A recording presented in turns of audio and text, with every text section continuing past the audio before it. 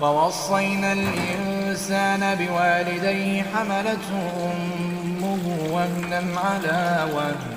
وفصاله في عامين أن اشكر لي ولوالديك إلي المصير وإن جاهداك على أن تشرك بي ما ليس لك به علم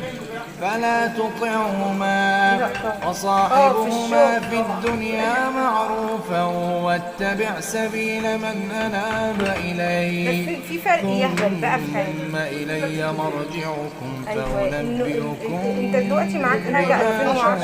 كنتم تعملون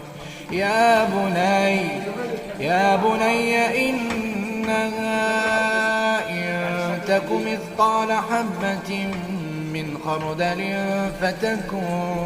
في